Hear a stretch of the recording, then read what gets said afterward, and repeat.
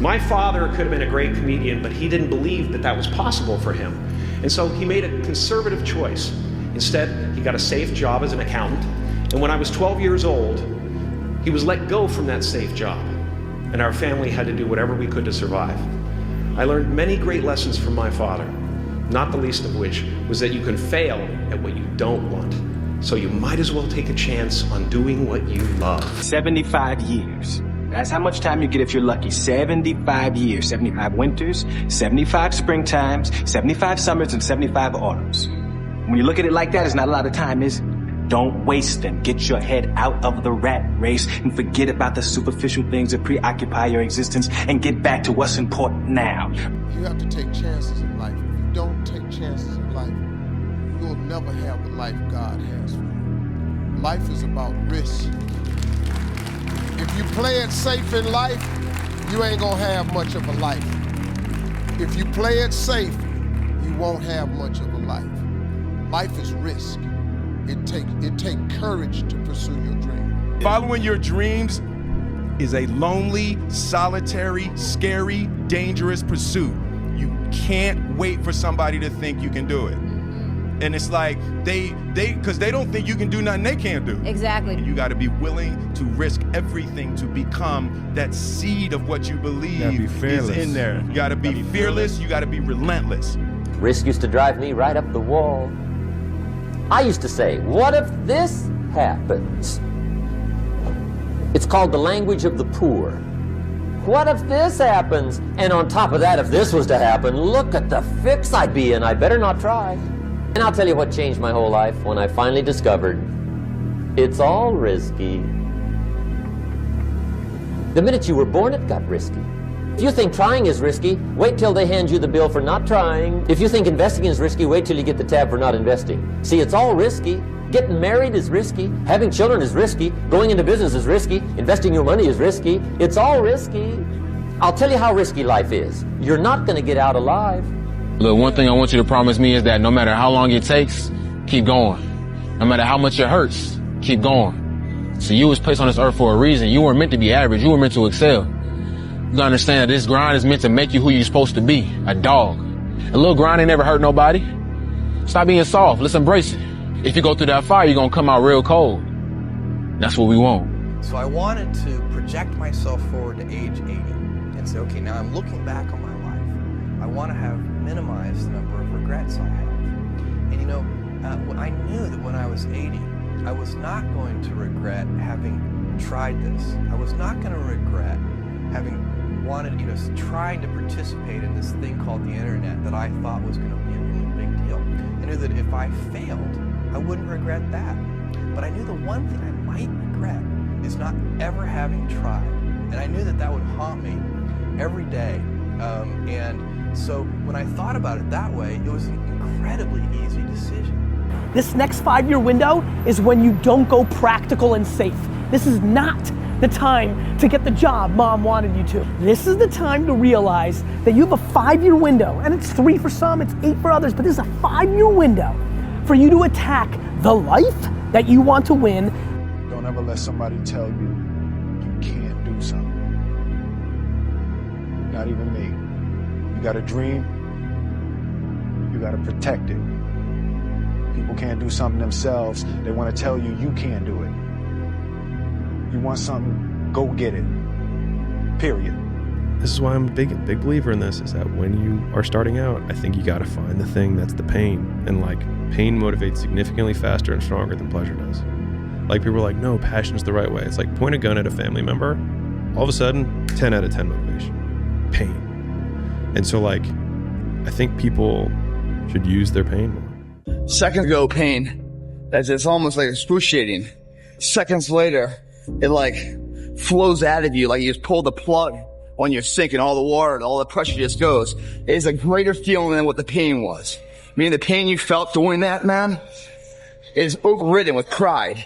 And when you pull that plug and all the water goes out and all the pain leaves, because what's left there after all the water leaves is more capable of you.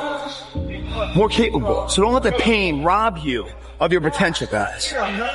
Don't let what you can't do in the moment interfere with what you know you can do. Meaning don't let the pain fuck you of your belief of what you can be. Because your body hears everything your mind says. And anytime you have any kind of discourse, or you could be subject to the discomforts of the situation, your body remembers that, and your body's just the messenger of what the purity right here is. It just delivers whatever this says. And if you start thinking you can't do it and that pain's like, ow, it feels, I can't do the pain, do you think that body's gonna tell your brain, the boss of the world, hey man, we can do it? It's like a little body is. It's just like, okay, we're done then. Your body hears everything your mind says. Don't even give it a chance to think that kind of shit. We actually have to re-embrace risk on a personal level and on a societal level. We have to take the risk of freely exchanging ideas because that's where innovation happens. We have to take the risk of being able to invest and reap the benefits of that risk. In a personal relationship, getting married is a risk. It is foregoing a current benefit for a future gain. Every decision you make is a risk. The biggest risk of all, of course, is the decision to be free and to take responsibility for your own choices. That's a major risk.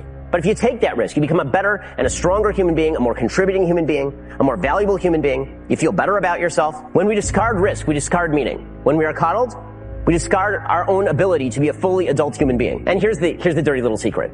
No matter how much we try to discard the risk, you can't actually discard risk. It's inevitable because reality entails risk. We can choose to live free rather than coddled. It'll make us better people, more open people, more understanding people.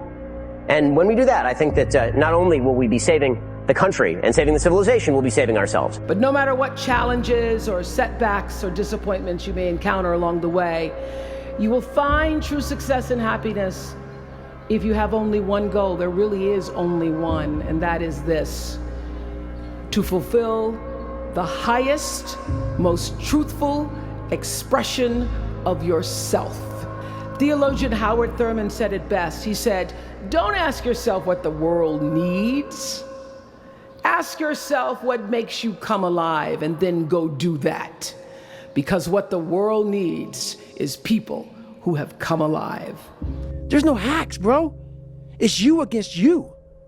You against you. And if you misunderstand that, the problem is you. And you don't want to fix it. Take charge of your life.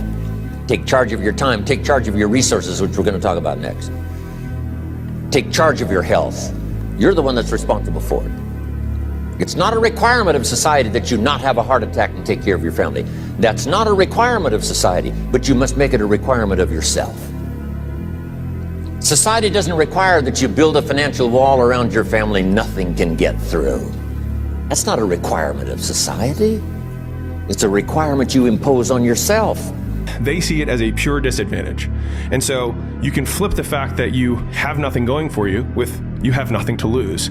And that means that you can take lots of risks very quickly and end up in the exact same position you are, which is nothing. And so if you eliminate downside, it should decrease your action threshold, meaning you should be able to do more things faster rather than do fewer things because you don't have a great life or things going for you. And so I think if people flip that, a lot more people would take action because they actually realize the advantage of their position. Don't be scared to fail, and know wherever you are right now, it's not who you are, it's just where you are, you know? And if you fall, man, fall forward. Don't fall on your ass. You know, when they say it can't be done, you know, tell them you haven't tried yet, you know? It can't be done by someone else. But I can't say that because I haven't tried it. Then you go try. How do you want to live? Stop just waking up like an accident. What do you want? And then once you find out what you want, spend the rest of your natural life waking up and going after it. In a world that's changing so quickly, the biggest risk you can take is not taking any risk. And I really think that that's true, right? I mean, a lot of people I think that, you know, whenever it comes to, whenever you get yourself into a position where you have to make some big shift in direction or do something, you know, there are always, people are going to point to the downside risks of that decision. And locally, they're maybe right? I mean, for any given decision that you're going to make, there's upside and downside. But in aggregate, if you are stagnant and you don't make those changes, then I think you're guaranteed to fail. So many people do this. They're talking to you, on who they want to be. They're lying to you. And they walk away. I've done it so many times. You walk away like, God, man, why can't I just tell him the truth? Why the hell can I just tell him the truth? You know how good it feels for me now to look at you in your eye and every man I see. Because women won't get this. Women will not get this. Man to man, that man, you look another man in the eye and you know that everything you're is real. And it comes from a real working place, something that you earned. It's the best feeling in the world. You can say that actually happened. Yes. Like I know with certainty what I'm saying actually happened. Actually happened. Who I am and who I say I am. No more lies. No more skirting the truth. No more. And that is worth every dime I've ever made in my life. So if you live in the future, you're anxious. If you live in the past, you're depressed. If you live in the now, you're happy. Your story may not have such a happy beginning, but that doesn't make you who you are. It is the rest of your story, who you choose to be. And you won't necessarily succeed at everything the first time you try. That's okay. Some of the most successful people in the world are the ones who've had the most failures. J.K. Rowling, who wrote Harry Potter. Her first Harry Potter book was rejected 12 times before it was finally published. Michael Jordan was cut from his high school basketball team. He lost hundreds of games and missed thousands of shots during his career. But he once said, I have failed over and over and over again in my life, and that's why I succeed. These people succeeded because they understood that you can't let your failures define you. You have to let your failures teach you. You have to let them show you what to do differently the next time. Now is the time to take risk. You don't have kids. As you get older, your obligations increase. So and once you have a family, you start taking risk not just for yourself but for your family as well. It gets much harder to do things that might not work out. To take risks now, to do something bold, you won't regret it. The next year is going to go by whether you're doing something about your life or not. Look, did you do what you said you were going to do by this time? And if you don't, hold your feet to the fire. Because, I mean, just sitting around dreaming someday, someday I'm going to get a different job. Someday I'm going to change this. Well, someday ain't a day of the week. You know, there's Monday, Tuesday, Wednesday, Thursday, Friday, Saturday, Sunday. Look on your calendar. Some days not on there. So you got to say, okay, I'm going to take this small step by here, this small step by there, this small step by there. And then pretty soon, you know, we don't leap tall buildings in a single bound. We take it a floor at a time. It's easy to give up. You know, Hell it's yeah. Easy. It's the easiest thing in the world to do. I'm done. I ain't going. I ain't gonna keep going. Yeah, I don't feel like going to work. I'm done. Yeah, man. It's easy. It's very easy. But what's hard is going, yo, yesterday I got nothing from working as hard as I could. Nothing happened from that. I'm gonna do the same thing again today, but I'm gonna try to go harder. That's the hardest thing in the world. To get up every day and give 100% and be in the same position that you were each day, but mentally know that you're trying and trying and trying. That's a real grind. Somebody called me yesterday and asked me a very simple question. He said, Pat, you know, what do I do when I just don't feel like showing up to work today? What do I do? And I said, look, we've heard the saying before, you know, you got to show up whether you feel like it or not. But I don't think that's enough. I don't think that's what the great ones do. I think it's even past that. You got to raise your standards to a whole different level. And I'll tell you what I think it is. You not only have to show up, you have to show up when you don't feel like it, and you have to want to perform and psych yourself out to be in the zone and be confident and excited in the mood and, you know, figure out a way to psych yourself out, fool yourself into being positive, fool yourself into becoming such a high vibration type of an energy where all of a sudden you're starting to perform and then you start believing you're excited, then you completely forgot you were not in the mood.